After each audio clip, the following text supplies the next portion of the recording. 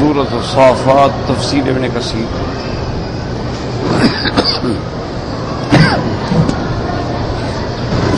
الحمد للہ رب العالمین والصلاة والسلام علی اشرف الانبیاء وسید المرسلین سیدنا محمد وعلی آلہ واصحابہ اجمعین۔ اللهم صل على سيدنا محمد وعلى آل سيدنا محمد كما صليت على إبراهيم وعلى آل إبراهيم في العالمين إنك حميد مجيد۔ أعوذ بالله من الشيطان الرجيم، بسم الله الرحمن الرحيم۔ فأقبل بعضهم على بعض يتساءلون،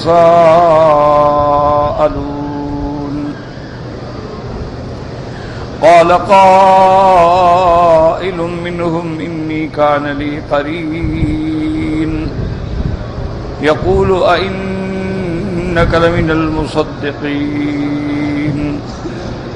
أئذا متنا وكنا ترابا وإذا من أئنا لمدينون، قال هل أنتم مطلعون، فاطلع فرآه في سواء الجحيم، قال تالله إن كدت لتردين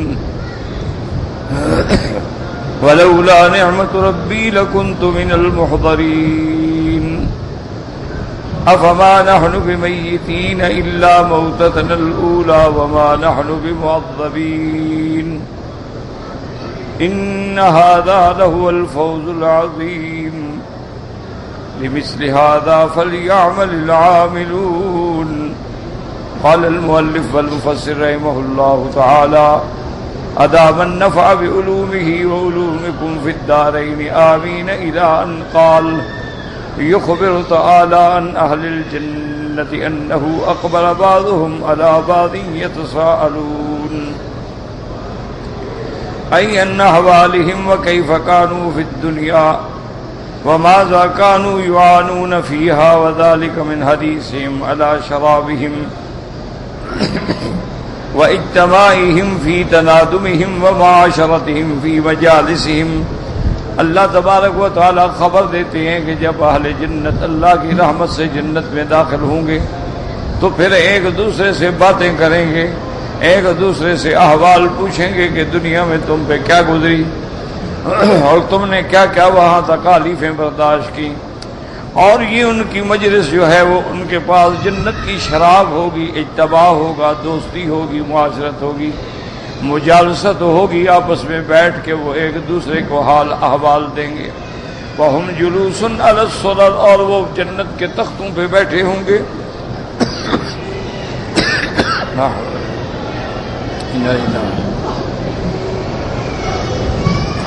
وَالْخَدَمُ بَيْنَ أَيْدِيهِمْ يَسْعَوْنَ وَيُجِيئُونَ بِكُلِّ خَيْرٍ عَظِيمٍ، اور ان کے خدام جو ہیں ان کے سامنے ہر اللہ کی نعمت جو ہے لا لا کے پیش کریں گے۔ من مآکل و مشارب و ملابس، کھانے کی نعمتیں، پینے کی نعمتیں، پہننے کی نعمتیں، اور وہ نعمتیں ایسی ہوں گی وغیر ذالک مما لا عین رأت ولا اذن سمعت ولا خطر علی قلب بشر، اور وہ ایسی نعمتیں ہوں گی جو کسی کان نے سنی نہیں ہیں، کسی آنکھ نے دیکھی نہیں ہے، اور کسی کے دل و دماغ میں وہ خیال بھی نہیں گزرا۔ قال قائل منهم انی کان لی قرین، قال مجاہد یعنی شیطانا، قرین شیطان کو بھی کہتے ہیں، ہر بندے کے ساتھ قرین بھی ہوتا ہے جو شیطان ہے، اور ملہم بھی ہوتا ہے جو فرشتہ ہے، جو نیکی کا دل میں خیال ڈالتا ہے کہ طواف کر لو، نماز پڑھ لو، اللہ کا ذکر کر لو، قرآن شریف کی تلاوت کر لو، فارغ نہ بیٹھو، تو یہ ملائکہ ملک کی طرف سے ہوتا ہے۔ اور جو برائی کے خیال دوڑاتا ہے، چلو یار باہر چلتے ہیں، ذرا گپ شپ کرتے ہیں، اچھا چلو چائے شائے پی کے پھر آ جائیں گے، یعنی حرم سے تو نکال دے گا، تو یہ قرین ہوتا ہے، شیطان ہوتا ہے، یہ ہر انسان کے ساتھ ہوتا ہے۔ ویسے کریم دوست کو بھی کہتے. قال مجاہد یعنی شیطانا، یعنی مجھ سے مراد کریم سے شیطان. وقال الاوفی عن ابن عباس رضی اللہ عنہما هو الرجل المشرک یکون له صاحب من اہل الایمان فی الدنیا. حضرت ابن عباس فرماتی ہیں کہ اس سے مراد وہ آدمی ہے اس کا دوست جو مشرک تھا، یعنی وہ اس کو شرک کی طرف لے جاتا تھا اور یہ مسلمان تھا. ولا تنافی بین کلام مجاہد و ابن عباس رضی اللہ عنہما. اب مفسر فرماتی ہیں کہ حضرت مجاہد نے فرمایا وہ شیطان ہے اور حضرت ابن عباس نے فرمایا کہ وہ انسان ہے، تو یہ کوئی بعید نہیں ہے، یہ کوئی تعارض نہیں ہے، چونکہ شیطان انسانوں میں بھی ہوتے ہیں اور جنوں میں بھی ہوتے ہیں. فإن الشيطان يكون من الجن فيوسوس في النفس ويكون من الإنس فيقول كلاما تسمعه الأذنان وكلاهما يتعاونان. اب شیطان جو ہے جو جن ہے فیوسوس، وہ دلوں کے اندر وسوسے ڈالتے ہیں برائی کے، اور جو انسانوں میں شیطان ہوتے ہیں وہ باتیں کرتے ہیں، ان کی باتیں بندہ سنتا ہے اور ان کی باتوں میں آ جاتا ہے. وکلاہما یتعاونان، اور شیطان جو انسانوں میں ہے یا جنوں میں وہ ایک دوسرے کے ساتھ تعاون بھی کرتے ہیں، اس کا کام بھی گمراہ کرنا ہے، اس کا کام بھی گمراہ کرنا ہے. یوحی بعضهم الی بعض زخرف القول غرورا وکل منہما یوسوس کما قال اللہ عز وجل. شیاطین الانس والجن جو ہے وہ دونوں وسوسے ڈالتے ہیں، جیسے اللہ فرماتے ہیں من شر الوسواس الخناس. اللہ تبارک و تعالی ابلیس کے وسوسے سے بچائے. الذی یوسوس فی صدور الناس من الجنۃ والناس، جو انسانوں کے دلوں میں وسوسہ ڈالتے ہیں، اور وہ خناس اور شیاطین جنوں میں بھی ہوتے ہیں اور انسانوں میں بھی. ولہذا قال قائل منهم انی کان لی قرین یقول انک لمن المصدقین ای انت تصدق بالبعث والنشور والحساب والجزاء. یعنی یقول ذلك على وجه التعجب والتکذیب والاستبعاد والکفر والعناد. وہ کہنے لگا وہ جو میرا دوست تھا دنیا میں وہ مجھے بطور تعجب کے کہتا تھا کہ تم عجیب آدمی ہو. انت تصدق بالبعث، تم اس بات کی تصدیق کرتی ہو کہ ہم مرنے کے بعد اٹھیں گے، حساب بھی ہوگا، جزا بھی ہوگی. یعنی یقول ذلك على وجه التعجب والتکذیب. وہ تعجب، یا عجیب بات ہے، مرنے کے بعد ہم دوبارہ اٹھیں گے، یہ کیسے ہو سکتا ہے؟ کہ یہ تو بڑی مشکل بات. اور کفر و عناد کے ذریعے اس کو گمراہ کرتا تھا. اذا متنا وكنا ترابا واذا من انا لمدینون. کیا جب ہم مٹی ہو جائیں گے، مر جائیں گے، ہڈیاں ہو جائیں گے، تو کیا ہم دوبارہ اٹھائے جائیں گے جزا دینے کے لیے؟ قال مجاہد وسدی لمحاسبون لمدینون، مانا کیا ہمارا حساب ہوگا. وقال ابن عباس رضی اللہ عنہما محمد ابن کعب القرظی لمجزیون باعمالنا، کیا مرنے کے بعد ہم دوبارہ اٹھائے جائیں گے اور ہمیں ہمارے اعمال کی جزا و سزا ملے گی. وکلاہما صحیح، دونوں قول جو ہیں وہ صحیح ہیں.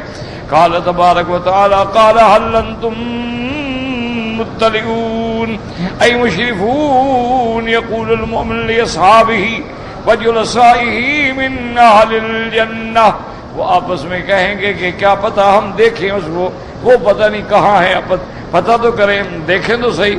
فاطلع فرآہ فی سواء الجحیم، اللہ حکم دیں گے جنت میں بیٹھے بیٹھے ان کے لیے پردے ہٹا دیے جائیں گے اور وہ جھانک کے دیکھیں گے جہنم میں، تو وہ تو وسط جہنم میں پڑا ہے. قال ابن عباس رضی اللہ عنہما وسعید بن جبیر وخلید العصری وقتادہ والسدی وعطاء الخراسانی یعنی فی وسط الجحیم، جہنم کے درمیان میں. وقال الحسن بصری فی وسط الجحیم کأنہ شہاب یتقد. حضرت حسن بصری فرماتی ہیں کہ جب انہوں نے دیکھا اس کو کہ وہ تو جہنم کے درمیان میں ہے اور ایسے ہے جیسے شعلہ آگ کا بھڑکتا ہے، یہ تو خود شعلہ بنا ہوا ہے. قال قتادہ انہ اطلع فرآ جماجم القوم تغلی. فرماتی ہیں کہ جب انہوں نے دیکھا تو وہاں جہنمیوں کا یہ عالم تھا کہ ان کے دماغ کی کھوپڑیاں جو تھیں وہ ابل رہی تھیں آگ کی گرمی سے. وذکرنا ان کعب الاحبار قال فی الجنۃ قوا اذا اراد احد من اہلها ان ينظر الى عدوه في النار اطلاع فیہا فازداد شکرا. حضرت کعب اللہ بار فرماتی ہیں کہ جنت میں اللہ نے ان کے لیے دروازے رکھے ہوں گے، روشن دان رکھے ہوں گے کہ جب چاہیں دشمنوں کا حال دیکھیں کہ کافروں کا کیا حال ہے، مشرکوں کا کیا حال ہے، بت پرستوں کا کیا حال ہے، قیامت کے انکار کرنے والوں کا کیا حال ہے. تو مومن جب ان کو دیکھیں گے تو اللہ کا کروڑ کروڑ شکر ادا کریں گے کہ اللہ تو نے ہمیں عذاب سے بھی بچایا اور اپنی رحمت سے جنت بھی دے دی. قالت اللہ ان کی تردین یقول المؤمن مخاطبا للکافر واللہ ان کی تہلکنی لو اطعتک. اب وہ مخاطب ہو کے اس کافر کو کہے گا کہ خدا کی قسم ہے تم تو مجھے بھی ہلاک کرنے والے تھے، تم تو مجھے بھی برباد کرنے والے تھے. اگر میں تیری بات مان لیتا اور کفر پہ آ جاتا اور انکار قیامت پہ آتا تو آج میرا حال بھی وہی ہوتا جو تیرا جہنم میں ہے. ولولا نعمت ربی لکنت من المحضرین ای ولولا فضل اللہ علی لکنت مثلک فی سواء الجحیم. اگر اللہ کا فضل نہ ہوتا، اللہ کی رحمت نہ ہوتی، اللہ مجھے ہدایت نہ دیتے تو آج میں بھی جہنم میں ہوتا. اور اس کے بعد فرماتی ہیں کہ یہ ساری اللہ تبارک و تعالیٰ کی نعمت ہے، اللہ کی رحمت ہے. حیث انت محضر معک فی العذاب ولکنہ تفضل علی ورحمنی فہدانی. لیکن اللہ نے مجھ پہ فضل فرمایا، مجھ پہ رحم فرمایا. فہدانی للایمان وارشدنی الی توحیدہ. مجھے اللہ نے ایمان نصیب کیا، اپنا عقیدہ توحید نصیب فرما دیا اور جہنم سے بچا لیا. وما كنا لنهتدي لولا ان هدانا اللہ. ہم ہرگز ہدایت پہ نہ پہنچ سکتے اگر اللہ ہمیں ہدایت نہ دیتے، اللہ ہمیں توفیق نہ دیتے، اللہ ہمیں ایمان کی طرف رغبت نہ دیتے تو ہم بھی کبھی کے مسلمان نہ ہوتے. وقوله تبارک و تعالی افما نحن بمیتین إلا موتتنا الأولى وما نحن بمعذبين. هذا من كلام المؤمن مقتبسا نفسه بما آتاه الله تعالى من الخلد في الجنة والإقامة في دار الكرامة بلا موت فيها ولا عذاب. اب یہ مومن کہیں گے اور وہ خوشی میں آ کے تعجب سے کہیں گے کہ بھائی اچھا اب ہم پھر نہیں مریں گے، اب بالکل ہم پر پھر عذاب نہیں ہوگا، یعنی خوش ہو جائیں گے. کیا فما نحن بمیتین الا موتتنا الاولی. مگر وہ موت جو آ چکی ہمیں دنیا میں. وما نحن بمعذبین. اور ہمیں اب عذاب نہیں دیا جائے گا. وہ خوش ہو کے یہ کہیں گے کہ اب ہم دار کرامت بھی ہیں، موت بھی نہیں اور عذاب بھی نہیں. وقال ولہذا قال عز وجل ان هذا لهو الفوز العظیم. اللہ نے فرمایا کہ جنت میں داخل ہونا سب سے بڑی کامیابی ہے. اصل کامیابی یہ ہے، یاد رکھو کہ بندہ جنت میں داخل ہو جائے، خاتمہ ایمان پہ ہو جائے. آدمی لاکھوں گناہ کرتا ہے، لاکھوں خطائیں کرتا ہے، لیکن اگر خاتمہ ایمان پہ ہو جائے اور خاتمہ اعمال صالحہ پہ ہو جائے تو پھر اللہ تعالیٰ کا شکر ادا کرے. اس لیے حضور پاک نے فرمایا انما الاعمال بالخواتیم. تمہارے اعمال کی دار مدار جو ہے وہ خاتمے پہ ہے. کیوں؟ فرمایا کہ ایک بندہ ہے ساری زندگی کفر کرتا رہا، جب موت قریب آئی تو اللہ نے ایمان نصیب کر دیا، وہ جنت میں چلا گیا. تو یہ اللہ تبارک و تعالی. اور ایک بندہ ساری زندگی مسلمان ہے، مومن ہے، لیکن موت سے پہلے کافر ہو گیا، قادیانی بن گیا، مرزائی بن گیا، ہندو بن گیا، سکھ بن گیا، نصرانی بن گیا، یہودی بن گیا، مارا گیا، جہنم میں ہمیشہ کے لیے چلا گیا. تو یہ تو اللہ کے ہاتھ میں ہے. اصل مدار جو ہے وہ خاتمے پہ ہے، اصل مدار جو ہے وہ انتہا پہ ہے کہ آدمی کا انجام خیر سے ہو جائے. اس لیے اللہ نے فرمایا ان ھذا لهو الفوز العظیم.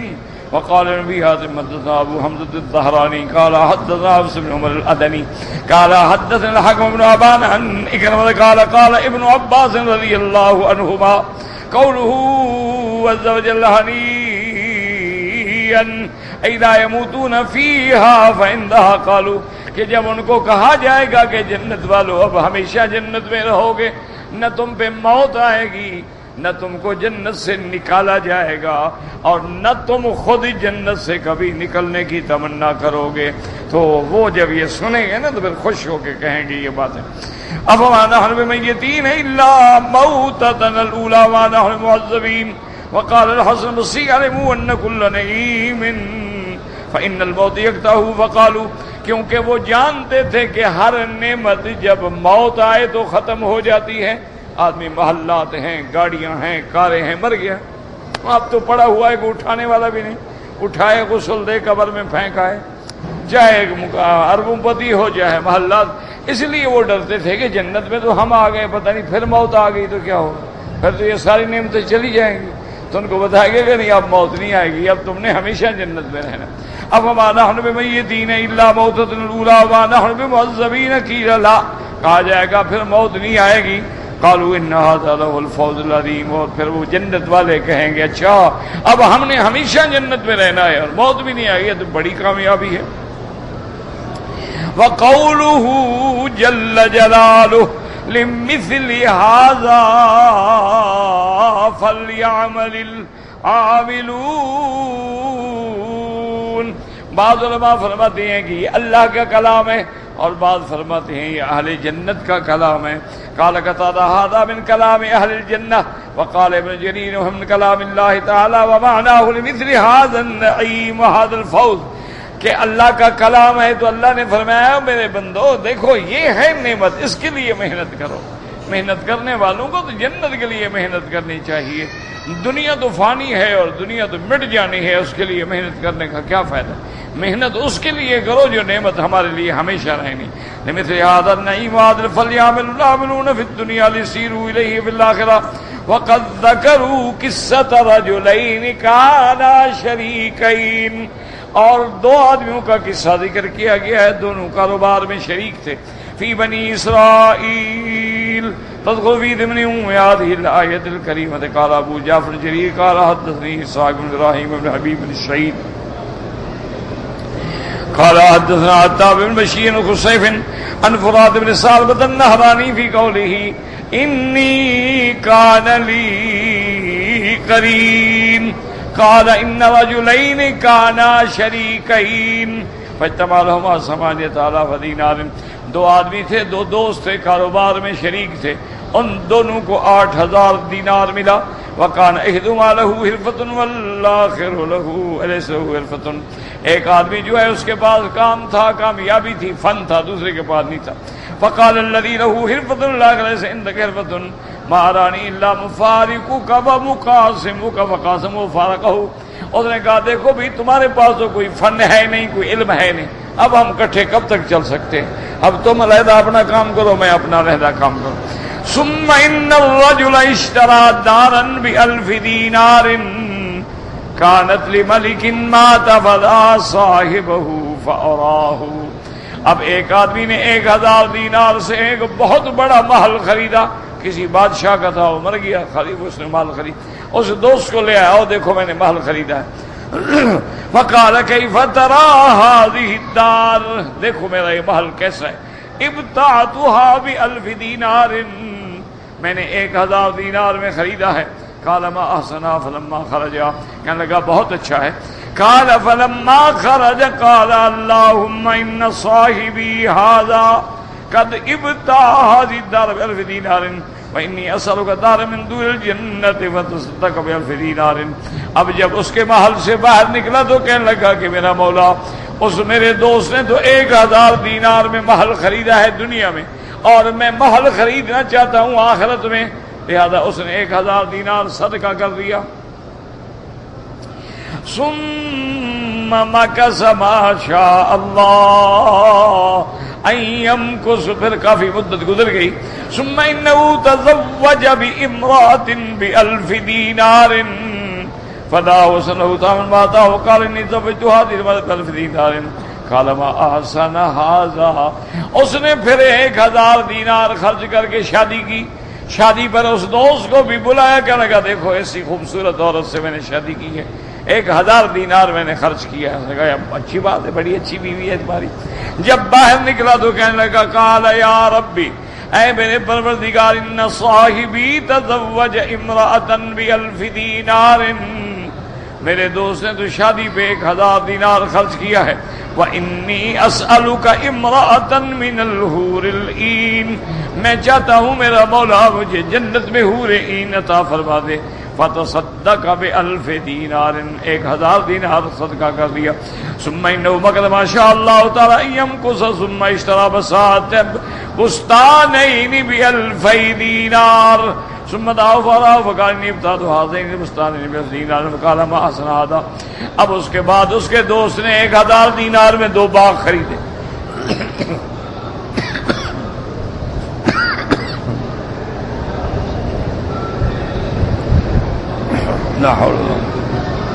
پھر اس کو دعوت دی اور دکھایا کہ دیکھو میں نے یہ 2 باغ خریدے ہیں. اس نے کہا بڑے اچھے باغ ہیں بھی تم نے بہت خوبصورت باغ خریدے ہیں.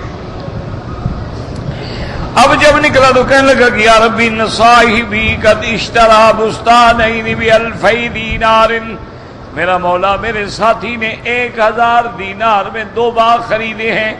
وانا اسألک بستانین فی الجنت، میں چاہتا ہوں کہ مجھے باغ جنت میں ملیں. فتصدق ب1000 دینار، اس نے 1000 دینار خیرات کر دیا.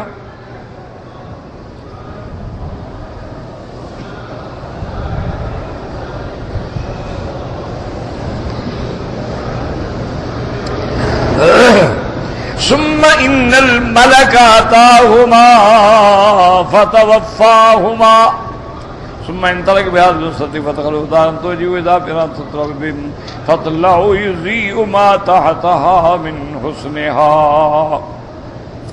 فرشتہ آیا، روح قبض ہو گئی. اس کے بعد جس نے خیرات کی تھی، اللہ کے راستے میں صدقہ کیا، خیرات کی، اس کو لے کے فرشتہ آئے ایک ایسی حویلی میں، ایک قصر میں داخل ہوگا. اور وَإِذَا بِإِمْرَأَةٍ، اور وہاں ایک ایسی عورت ہوگی، اس کے چہرہ اتنا روشن ہوگا کہ اس کی روشنی سے اس کے پورے بدن پہ روشنی ہوگی.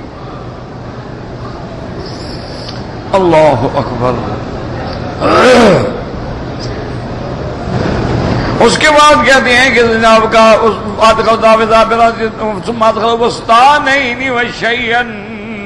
اللہ بعی علیم، پھر اس کو جنت کے باغوں میں لے جائے گا. فقال انذارک ما اشبہ هذا برجل كان من امره كذا وكذا. قال فانه ذاك ولك هذا المنزل بستان برا. قال فانه كان لي صاحب يقول انك لتصدقين. قيل فانه في الجحيم. قال هل انتم مطلعون. اب وہ کہے گا کہ ایک میرا دوست تھا، اس نے یہ کیا، پتہ نہیں اس کا کیا بنا. تو وہ فرشتہ کہے گا یہ تمہارا گھر ہے، یہ تمہارے باغ ہیں، یہ تمہاری بیوی ہے، تم تو جنت میں رہو، وہ تو جہنم میں پڑا ہے، دیکھنا چاہتے ہو. فاطلع فرآہ فی سواء الجحیم. اب جب دیکھے گا اس کو تو وہ تو جہنم کے درمیان میں پڑا ہے. فقال ان ذاک اللہ ان کی طرف تردیم، کہے گا خدا کی قسم تم تو مجھے ہلاک کرنے والے تھے. ولولا نعمت ربی لکنت من المحضرین، اگر اللہ کی نعمت رحمت نہ ہوتی میں بھی جہنم میں ہوتا.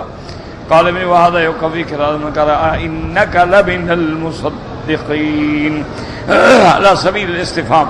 وقال ابن ابي آدم حدثنا حسن بن رفاعة قال حدثنا عمر بن عبد الرحمن الربار قال اخبرنا ابو حفص قال صدر اسماعيل السدي هذه الآية.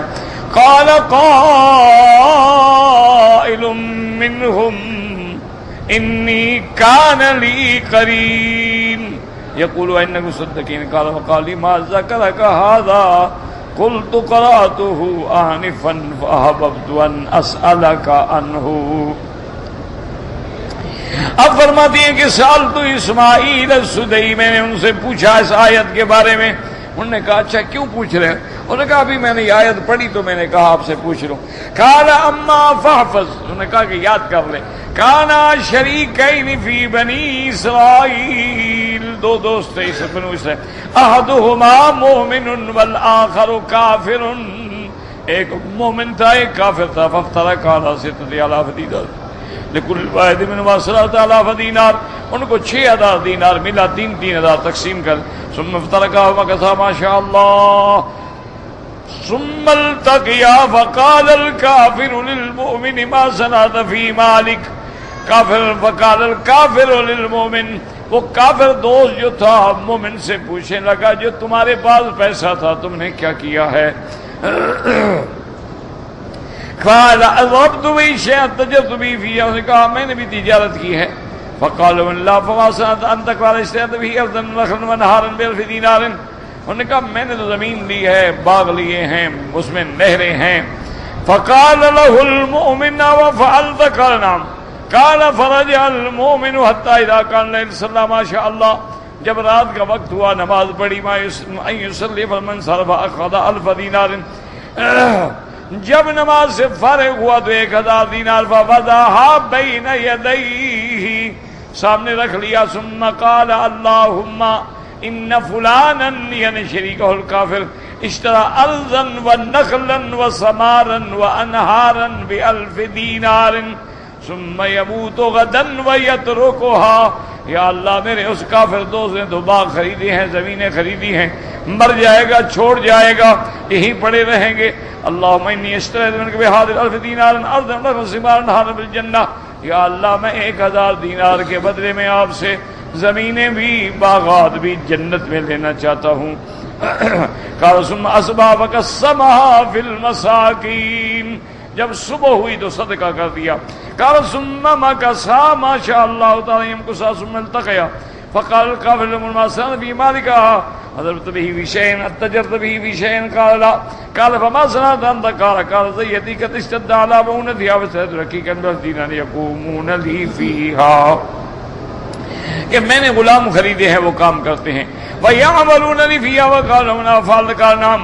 قال فرجع المؤمن حتى اذا كان الليل، جب رات ہوئی صلی ما شاء اللہ تعالی وسلم من صرف اخذ الدینار فوضعها بين يديه ثم قال اللهم ان فلانا، یعنی شریک اور کافر اشترا رقیقا رقیق الدنیا بالدینار يموت غدا ويتركهم يموتون، کہ مر جائے گا، چھوڑ جائے گا. انی اشتریت منک بهذه 1000 دینار رقیقا فی الجنہ، یا اللہ مجھے جنت میں غلام دینا. قال ثم اصبح فقسمها في المساکین، جب صبح ہوئی تو وہ بھی غریبوں میں تقسیم کر دیا. ثم مكث ما شاء الله يمكث ثم التقيا. وقال الكافر ما صنع في مالك بشيء؟ قال ما صنع؟ قال كان امري كله قدم الا شيئا واحدا فلانة قد مات هذا وجهها.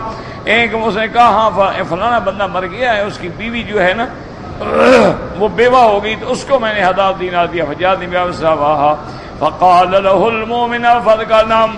قال فرجع المؤمن حتى إذا كان الليل صلى ما شاء الله تعالى أن يصلي. فلما انصرف أخذ 1000 دینار الباقية فوضعها بين يديه، اس نے بھی 1000 دینار سامنے رکھ. وقال اللهم إن فلانا، میرے دوست نے تو شادی پہ 1000 دینار خرچ کیا ہے. تزوج زوجة من ازواج الدنيا ب1000 دینار فيموت غدا فيتركها او تموت غدا فتتركه، کہ میرا اللہ مر جائے گا، چھوڑ جائے گا. اللہ من يخطب اليك ب10 دینار حورا عینا فی الجنہ، میرا مولا میں تو جنت کی حور کا رشتہ چاہتا ہوں. قال ثم اصبح فقسمها بين المساکین. قال فيبقى المؤمن ليس عنده شيء. قال فلبس قميصا من قطن وكساء من صوف ثم أخذ مرا فجعله على ركبته يعمل الشيء ويحفر الشيء بقوته. اب اس کے بعد جب پیسہ ختم ہو گیا، ہر چیز ختم ہو گئی، کچھ بھی باقی نہ رہا، تو پھر وہ بیچارہ مزدوری کر کے کھانا کھاتا رہا. تو بہرحال میں یہ واقعہ بیان کیا گیا. اللہ تبارک و تعالیٰ اپنی رحمت سے ہمیں بھی فوز عظیم نصیب فرمائے.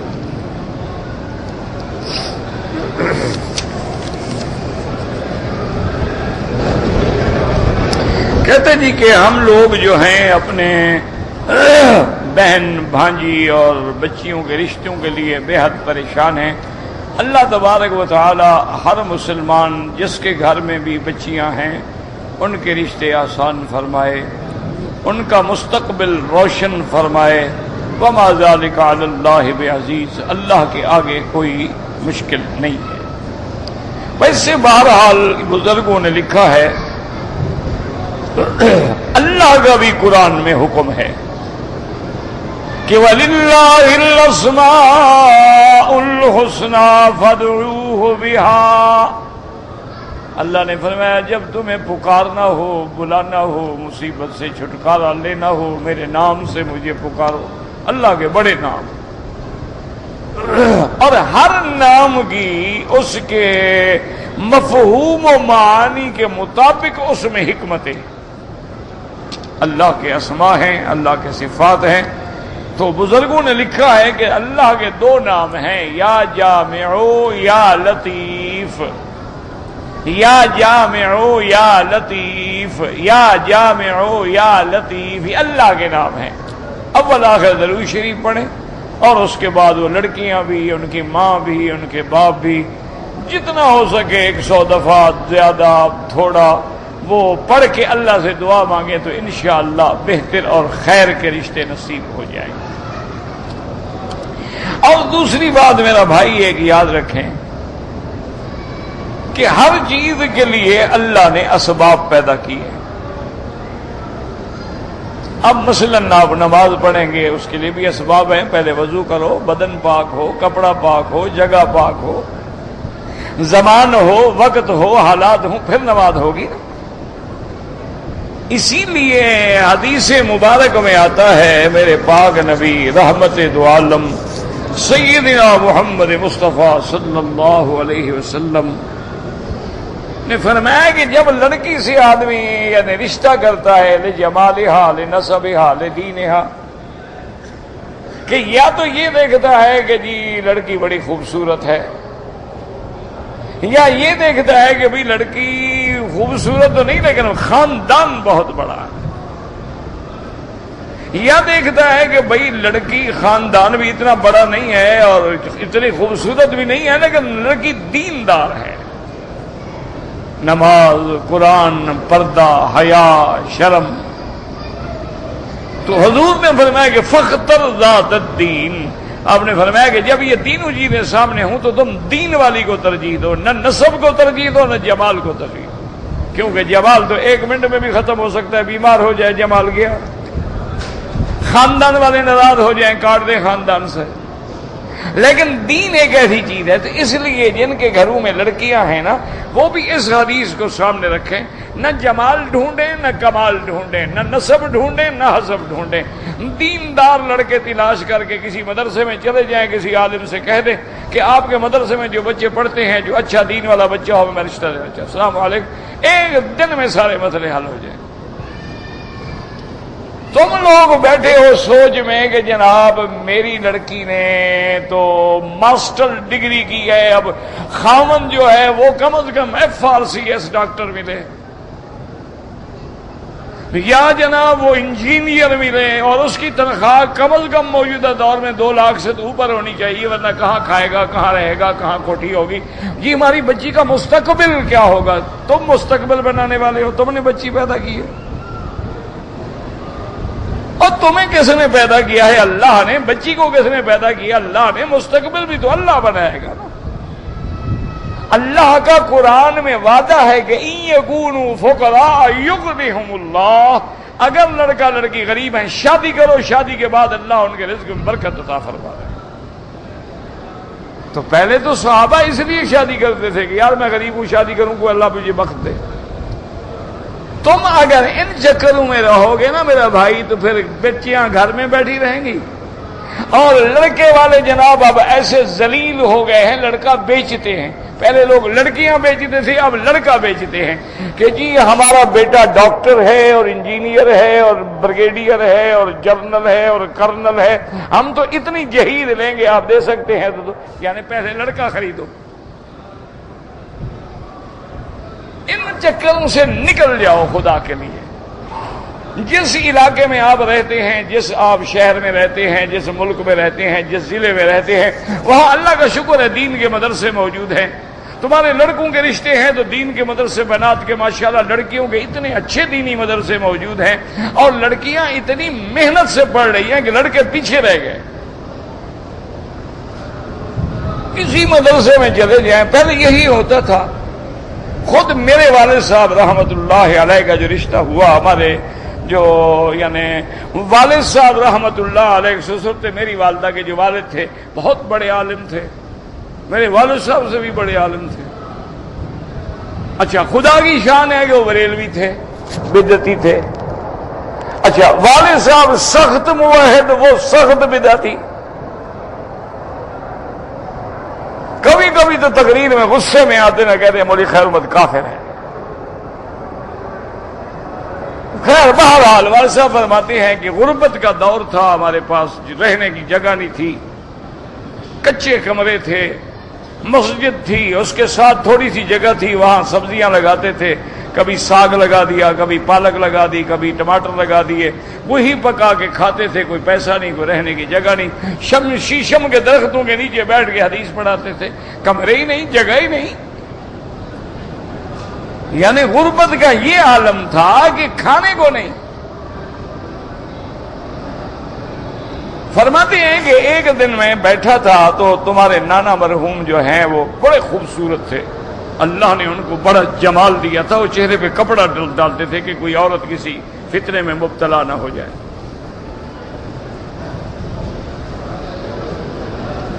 اور زبان میں اللہ نے ایسا اثر دیا تھا کہ جہاں تقریر کرتے 200 بندہ توبہ کرتا، زنا سے، چوری سے، شراب سے، ڈاکے سے۔ وہ آج کل کے بدعتیوں کی طرح نہیں تھے قبروں پہ جھکنے والے، یہ نہیں، یہ تو اللہ جانے کیا بلا ہے۔ بہرحال وہ مسلکن بریلوی تھے، لیکن اس طرح نہیں تھے جیسے آج کل کے لوگ ہیں، عالم تھے۔ کہتے ہیں وہ آئے تو بڑی شاندار گھوڑی پہ، بڑے آدمی بھی تھے، تو جلدی جلدی میں اٹھا، طالب بھی اٹھے، ہم نے گھوڑی سے اتارا، گھوڑی کو باندھا، حضرت کو بٹھایا، کچھ تھا نہیں، مٹی کے پیالے میں پانی بھر کے لے آئے گھڑے کا۔ کہنے لگے آپ سے میں نے بات کرنی ہے۔ میں نے کہا جی فرمائے گا، یہ طلباء کو اٹھا دیں۔ طلباء چلے گئے، کہنے لگا میری لڑکی جوان ہو گئی ہے، میں تمہیں رشتہ دینے آیا ہوں۔ میں نے کہا حضرت آپ مجھے کافر کہتے ہیں، مجھے وہابی اور کافر اور پتہ نہیں کیا کیا کہتے ہیں، میرے ساتھ کیسے رشتہ کریں گے؟ کہنے لگے عجیب آدمی، شرم نہیں آتی، میں کسی جاہل کو جا کے لڑکی دے دوں؟ او بابا وہابی ہو، کوئی بلا ہو، عالم تو ہو، بس آؤ بیٹھو، نکاح پڑھو۔ خطبہ پڑھا، اسی وقت نکاح ہو گیا۔ تو اگر آپ نے رشتے کرنے ہیں تو پھر جناب سینے پہ پتھر کی سل رکھنی پڑے گی، اسلام کی طرف آنا پڑے گا۔ اور اگر تم نے وہی ماشاءاللہ جہیز اور ڈگریاں اور تنخواہیں اور مستقبل دیکھنا ہے، جی کل لڑکی کا کوئی مستقبل تو ہو، تم مستقبل کے ٹھیکیدار ہو، تمہیں اپنا نہیں پتا ہے کہ کل تم زندہ رہو گے کہ مر جاؤ گے، پھر مستقبل کا کیا مانا ہے؟ علم غیب مستقبل کا تو اللہ کے پیغمبر کو بھی نہیں ہے، تو تم کون ہو مستقبل کا فکر کرنے والے؟ بالکل سیدھی بات، کسی عالم کے پاس چلے جاؤ، ان کو کہو جناب میری بچیاں ہیں، جوان ہیں، یہ ان کی تعلیم ہے، تمہارے طلبہ میں جو آدمی اس صلاحیت کا ہو، اس کی تعلیم ہو، دیندار ہو، آپ کا اعتماد ہو اس پہ کہ وہ لڑکا صحیح ہے، بسم اللہ کریں، بس نکاح کریں۔ دیکھیں اللہ کیسے پریشان سے رشتے کھولتے ہیں اور ساری مشکلیں حل ہوتی ہیں کہ نہیں ہوتی۔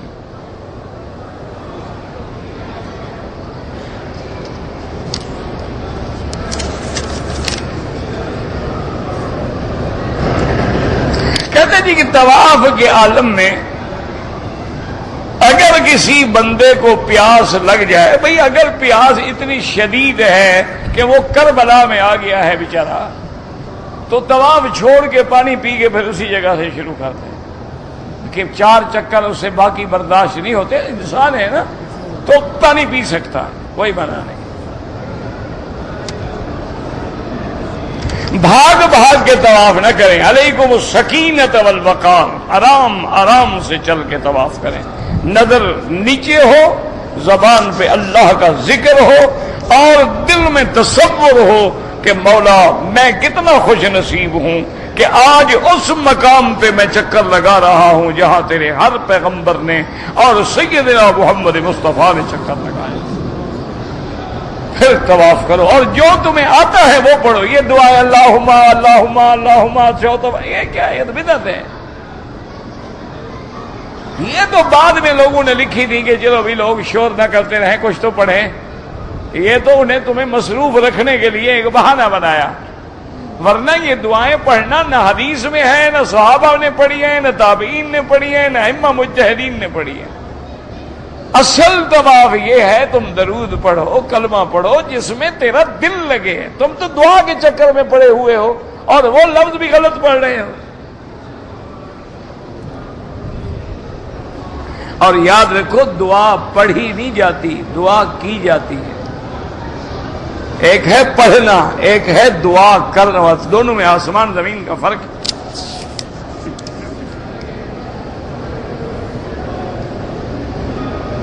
کہتے جی کہ میں نے آپ کے درس سے متاثر ہو کے داڑھی رکھ لی، اچھی بات ہے بھئی اللہ آپ کو جزا دے، خط بنوا سکتے ہیں، کوئی بات نہیں، اور داڑھی رکھو نا، حضور نے فرمایا داڑھی کا اکرام کرو، باقاعدہ تیل لگاؤ، کنگھی دو، بنا سنوار کے رکھو، پتہ لگے کہ کسی مرد کی داڑھی ہے۔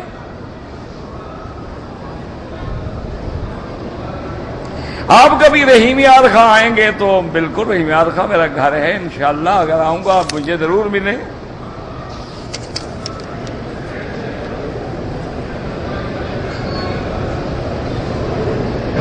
ہم نے مدینہ منورہ میں 10 روز قیام کیا ہے، لیکن بیماری کی وجہ سے 4-5 نمازیں نہیں پڑھ سکے، کوئی بات نہیں اللہ کے بندے، وہ ایک فضیلت ہے۔ اگر کوئی آدمی مثلا صبح 9 بجے جائے مدینہ منورہ، مسجد نبوی میں 2 رکعت پڑھے، صلاۃ السلام پڑھے اور 11 بجے واپس آ جائے، کوئی بات نہیں۔ اگر 40 نمازیں مل گئی ہیں تو فضیلت ہے، یہ حکم نہیں ہے نا، اس کا زیارت سے تعلق ہے۔ عورتیں نماز جنازہ پڑھیں، بالکل پڑھیں، وہ تو مسئلہ سمجھا کرو کہ عورت اپنے گھر سے جنازے کے لیے نہ آئے، لیکن موجود ہے تو کیوں نہ پڑھے، یہ کہاں لکھا ہوا ہے؟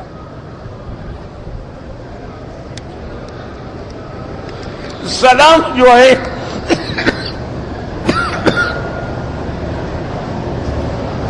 لا حول ولا قوت الا باللہ، انا للہ و انا الیہ راجعون۔ سلام مکبر نہیں، ہم امام کے تابع ہیں۔ مکبر تو اس لیے ہوتا ہے کہ خدا نہ خواستہ سپیکر فیل ہو جائے یا امام کی آواز کا پتہ ہی نہ لگے تو چلو کوئی آواز تو ملے نا، ورنہ جب امام سلام پھیرے گا تو ہم سلام پھیریں گے۔ اذا کبر فکبروا، نبی پاک نے جو نماز سکھائی، فرمایا جب امام تکبیر کہے تو تم تکبیر کہو، جب امام رکوع میں جائے تو تم رکوع میں جاؤ۔ ہم امام کے تابع ہیں، تکبیر والے کے تابع تو نہیں۔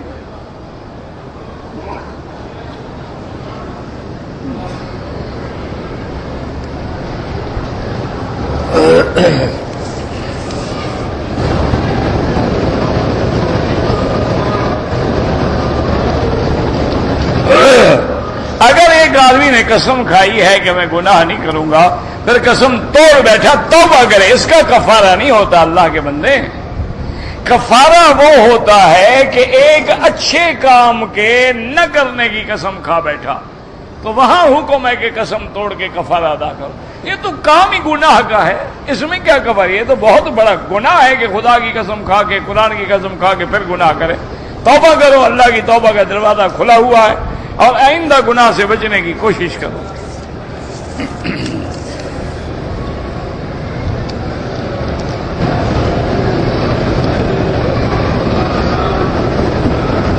اگر حالت احرام میں ناخن کو چوٹ لگ گئی، خون نکلا، کوئی حرج نہیں، کیا ہے، خون بھی تمہارا نکلے، سزا بھی تمہیں ملے۔ یہ اچھا لوگوں نے مسئلہ بنایا ہوا ہے کہ وہ دم نکل گیا نا جی، تو دم پڑ گئی نا، خون جو نکل گیا، اور تمہارا خون نکلا ہے، شریعت سزا بھی تم کو دے۔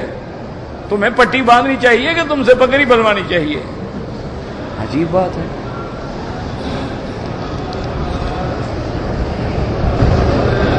داڑھی ہر طرف سے برابر ہو تو بہت اچھی بات ہے، نہ ہو تو تب بھی داڑھی رکھو تم، جیسے ہے اللہ خود ٹھیک کریں گے اس کو۔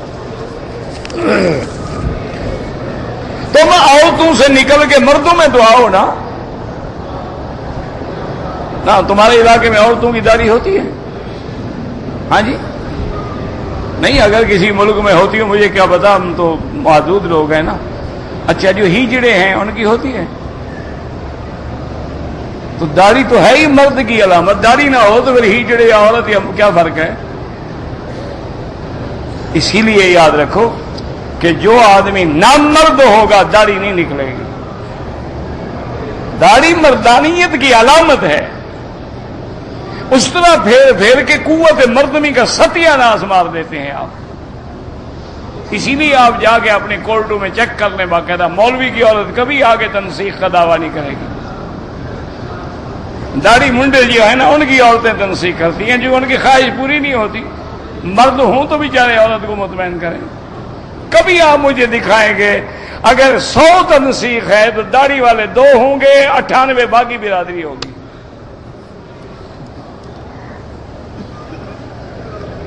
مقام ابراہیم کا پتھر بھی جنت سے آیا ہے. ہاں روایات میں ہے، باقی اللہ عالم.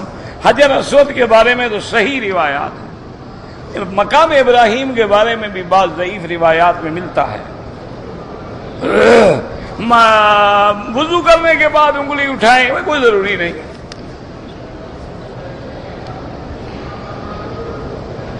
ایک آدمی کو نیند میں احتلام ہو جائے تو احتلام نیند ہی میں ہوتا ہے، جاگتے بھی احتلام کسی کو ہوتا ہے؟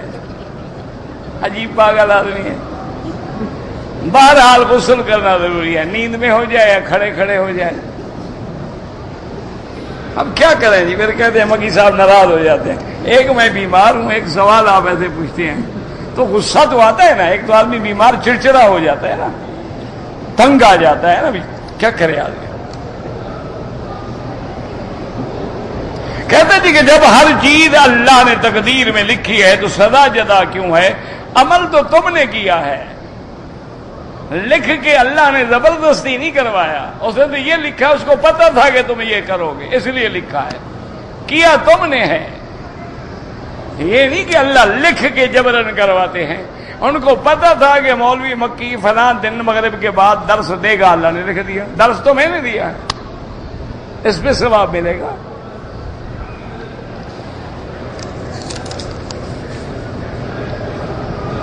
ٹیلی فون پر نکاح جائز ہے؟ بالکل حرام ہے. دونوں کا ایک مجلس میں ہونا ضروری ہے، یا میاں بیاں نے دولہا دلہن یا وکیل ان کے لازماً مجلس میں ہوں. ایک دوسرے ملک میں ایک اس ملک میں نہیں ہوتا نکاح. کہتے جی کچھ لوگ سورج ڈوبتے ہوئے غروب ہوتے طلوع ہوتے. بھائی بعض ائمہ کے نزدیک حرم میں ہر وقت نماز پڑھنا جائز ہے، اس لیے کسی پہ اعتراض نہ کیا کرو. احناف کے نزدیک یہ ہے کہ جب سورج نکلے نہ پڑھو اور ڈوبے نہ پڑھو، عین سر پہ ہو نہ پڑھو، فجر کے بعد نہ پڑھو جب تک کہ سورج طلوع نہ ہو، اور عصر کے بعد نہ پڑھو جب تک کہ غروب نہ ہو. بعض ائمہ کے نزدیک حرم میں رعایت ہے.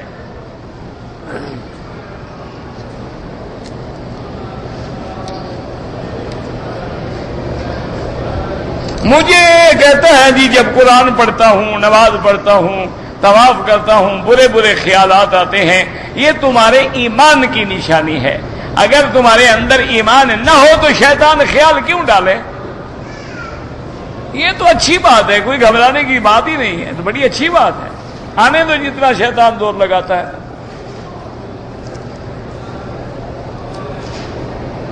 نماز میں اردو کی دعا نہیں پڑھ سکتے ہو، وہ دعا جو حدیث مبارک میں ہے.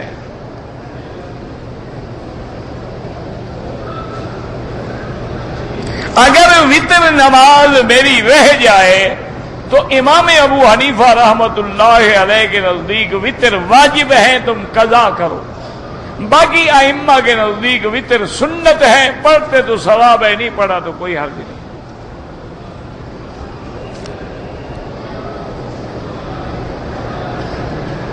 اگر 2-3 ساتھیوں نے کٹھے عمرہ کیا ہے، طواف کر لیا، صفا دوڑ لیا، اب ایک دوسرے کے بال کاٹیں، بالکل جائز ہے. اگر ایک آدمی کی داڑھی ایک مشت سے کم ہے اور وہ امام مسجد بھی ہے، امام اس کو بناؤ جس کی داڑھی شریعت کے مطابق پوری ہو. اور نہ ملے تو پھر جب باقی ساری اس طرح پھرواتے ہیں پھر تو وہی امام ٹھیک ہے نا. نا باقی جو پیچھے کھڑے ہیں وہ کلیم شیو ہیں، تو پھر وہ بیچارہ تھوڑی والا بھی تو گزارا کرے گا نا. لیکن اگر داڑھی والا ملتا ہے تو پوری داڑھی والا امام بنے. اللہ کے رسول یا کسی بھی پیغمبر کو علم غیب نہیں ہوتا. قل لا يعلم من في السماوات والارض الغیب الا اللہ. آسمان اور زمین میں کوئی بھی نہیں جس کو علم غیب ہو.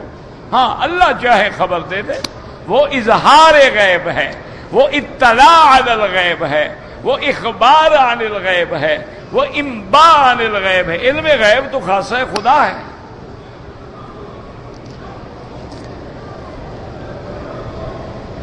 کہتے ہیں جی زواد کی جگہ بتائیں، ہاں دال نہ پڑھیں، یاد رکھو ولد ضالین جو ہے نا، ولد دال نہ پڑھیں، واد پڑھیں، باد پڑھیں، وہ دونوں جائز ہیں.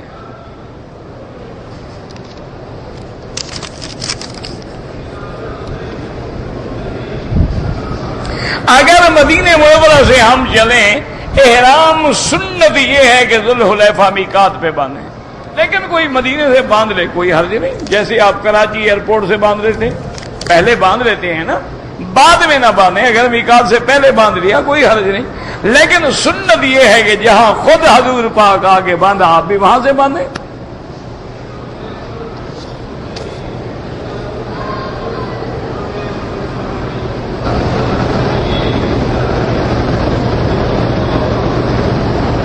ہم نے ایک فیکٹری دیا، ارادہ تھا کہ مسجد بنائیں گے، لیکن ہمارے بالکل سامنے مسجد موجود ہے. آپ نہ بنائیں، آپ کہیں اور جگہ بنا دیں جہاں مسجد نہ ہو. بس اس جگہ بناؤ جہاں ضرورت ہے. جہاں پہلے مسجدیں ہیں 4 مسجدیں اور بنا دو، کیا فائدہ ہوگا بھائی؟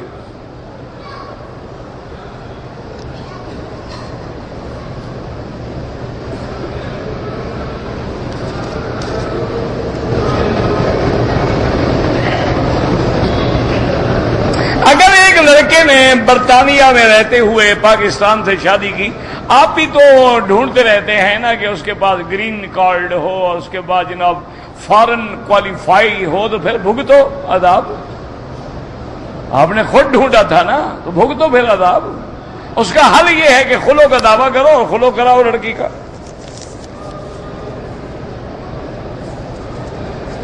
عورتیں بالکل جنازہ پڑھیں. اگر 3 چکروں میں رمل بھول جائے کوئی بات نہیں.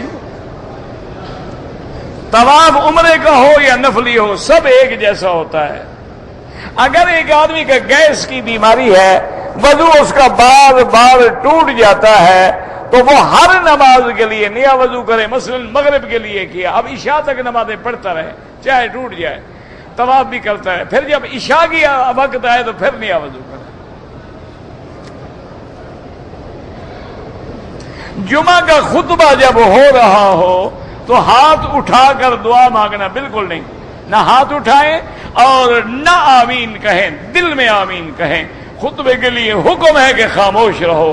اس لیے حضور نے فرمایا کہ اگر کوئی اور شرارت کر رہا ہے اس کو بھی نہ کہو کہ چپ. اگر تم نے اس کو کہا کہ چپ کرو بھائی، تو تم نے اپنا ثواب ضائع کر دیا. ربنا تقبل منا انك انت السميع العليم وتب علينا انك انت التواب الرحيم. اللهم فرج هم المهمومين، نفس كرب المكروبين، واقض الدين عن المدينين، واشفنا واشف مرضانا ومرضى المسلمين، واشفنا واشف مرضانا ومرضى المسلمين، واشفنا واشف مرضانا ومرضى المسلمين. اللهم انا نعوذ بك عن البرص والجذام وعن سيء الاسقام. اللهم اجعل لنا وللمسلمين من كل هم فرجا ومن كل ضيق مخرجا ومن كل بلاء عافيا. یا اللہ عالم اسلام کی عزت کا فیصلہ فرما.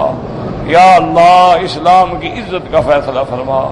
یا اللہ تمام بلاد اسلامیہ کی حفاظت فرما. یا اللہ اس بلد الامین کو قیامت تک ہر فتنے سے محفوظ فرما. یا اللہ پاکستان پہ رحم فرما. یا اللہ پاکستان پہ رحم فرما. یا اللہ دشمن اس اسلام کے ملک کو مٹانے پہ تل گئے ہیں، ان کی دشمنی، ان کے فتنوں کو، ان کے مکر کو، ان کی قید کو اپنی قدرت سے دور فرما دے. یا الہ العالمین، مسلمان کشمیر میں ہے، فلسطین میں ہے، شیشان میں ہے، افغان میں ہے، بنگلہ دیش میں ہے، برما میں ہے، ارکان میں ہے، ہندوستان میں ہے، جس ملک میں ہے اس کی جان، مال، آبرو، عزت کی حفاظت فرما. یا اللہ مسلمانوں کے مساجد و مدارس کی حفاظت فرما. یا اللہ دین کے کام کرنے والوں کی حفاظت فرما. یا اللہ تبلیغ والوں کی حفاظت فرما. یا اللہ ہمیں مانگنا بھی نہیں آتا، بغیر مانگے عطا فرما.